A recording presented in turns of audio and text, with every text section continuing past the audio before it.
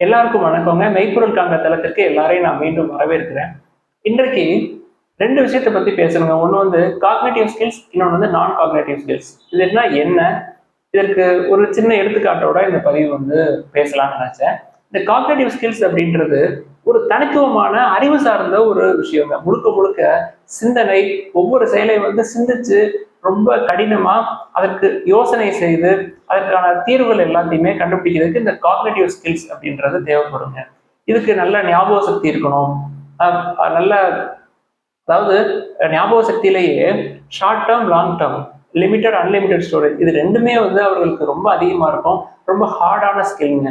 எடுத்துக்காட்டா ஒரு ஐடி நிறுவனத்துல வேலை பார்க்குற ஒரு சாஃப்ட்வேர் இன்ஜினியர் எடுத்துக்கோமே.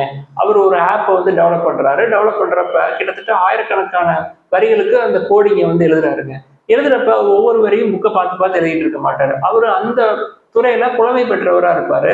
எந்தெந்த இடத்துல எந்தெந்த கோடை யூஸ் பண்ணணும் அப்படின்றது எல்லாமே அவருக்கு நல்லா தெரியும். அதுல ஏதாவது பிரச்சனை, சிக்கல் அப்படின்னா எந்த இடத்துல சிக்கல் வந்திருக்கும், எதனால சிக்கல் வந்திருக்கும் அப்படின்றதெல்லாம் அவருக்கு நல்லா தெரியும்.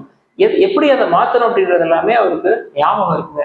திடீர்னு ஒருத்தர் வந்து அவர்கிட்ட சந்தேகம் கேட்கிறாருன்னு வச்சுக்கோங்களேன், இதுதான் தப்பா இருக்கும் அப்படின்னு சொல்லி அவர் திருத்தக்கூடிய அளவுக்கு பயங்கரமான ஸ்கில் வச்சுட்டு இருப்பாருங்க அந்த துறையில. இதுதாங்க வந்து காக்னிட்டிவ் ஸ்கில். இந்த நான் காக்னிட்டிவ் ஸ்கில் அப்படின்றது என்னன்னா ஆளுமை திறன் அப்படின்னு சொல்லுவாங்க. தனித்துவம் அப்படின்னு சொல்லுவாங்க. இல்ல எப்படி வந்து ஒருத்தர் வந்து அப்ரோச் பண்றது, அணுகுமுறை அப்படின்னு சொல்லுவோம் இல்லையா, இது எல்லாமே ஒருத்தரோட நான் காக்னிட்டிவ் ஸ்கில்ஸ்ங்க. இப்போ ஒரு சொசைட்டி இருக்கு, சொசைட்டில எக்கச்சக்கமான பேர் இருக்காங்கன்னா அந்த சொசைட்டில எப்படி வந்து நம்ம பிஹேவ் பண்ணணும் அப்படின்றது எல்லாமே அவருக்கு தெரியும்.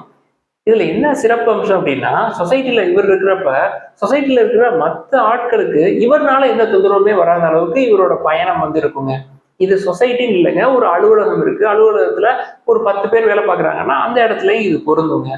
ஒரு டீம் இருக்கு, ஒரு குழு இருக்கு. அந்த குழுல வந்து 4 பேர் இருக்காங்க. அந்த குழுவோட தலைவர் ஒருத்தர் இருக்காருன்னா அந்த தலைவருக்கு காக்னிட்டிவ் ஸ்கில்ஸை விட இந்த நான் காக்னிட்டிவ் ஸ்கில்ஸ் தாங்க ரொம்ப ரொம்ப தேவை.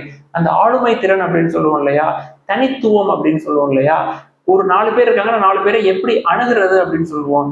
அவங்க நல்ல ஆக்டிவ் லிசனர்ஸா இருப்பாங்க. 4 பேர் இருக்காங்கன்னா 4 பேரோட சிந்தனைகள் எல்லாத்தையுமே எடுத்துக்கொண்டு கேட்டுக்கொண்டு அதை வந்து ப்ராசஸ் பண்றவங்களா இருப்பாங்க.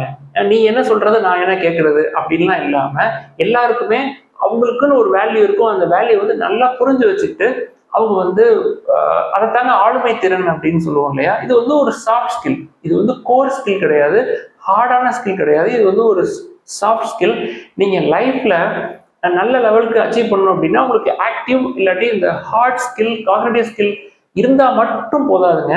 இந்த நான் காக்னிட்டிவ் ஸ்கில்ஸும் ரொம்ப முக்கியம். காக்னிட்டிவ் ஸ்கில்ஸ்ல வந்து வீக்கா இருக்கும் அப்படின்னா உங்களோட நான் காக்னிட்டிவ் ஸ்கில்ஸை நல்லா டெவலப் பண்ணிக்கிட்டீங்க அப்படின்னாலே நீங்க கண்டிப்பா லேட்டர் பார்ட் ஆஃப் லைஃப்ல ஒரு நல்ல சக்சஸ்ஃபுல்லான ஒரு பெர்சனா வந்துடலாங்க.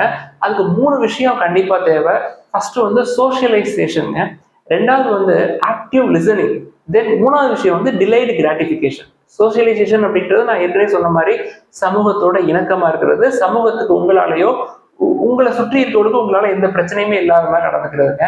இரண்டாவது வந்து ஆக்டிவ் லிசனிங், எல்லாரோட கருத்துக்களையும் கேட்கறது, அவர்களுடைய கருத்துக்கு மதிப்பு கொடுப்பது, இது எல்லாமே ஆக்டிவ் லிசனிங்ல வருங்க. டிலைட் கிராட்டிபிகேஷன் அப்படிங்கிறது உடனே ஆசைப்பட்டு ஓடி போய் வாங்குறது, உடனே அந்த விஷயத்தை செஞ்சு முடிக்கணும், சிந்தனை இல்லாம பண்றது. கொஞ்சம் பொறுமையா இருந்து இந்த விஷயம் நம்மளுக்கு வேணும், இந்த பொருள் நம்மளுக்கு வேணும்னா ஒரு நாள் தாமதப்படுத்தி அடுத்த நாள் வாங்குறது. அடுத்த நாள் தாமதப்படுத்துறது மூலமாக அது நம்மளுக்கு தேவையா தேவையில்லையா அப்படின்றது தெளிவா புரிஞ்சிருங்க.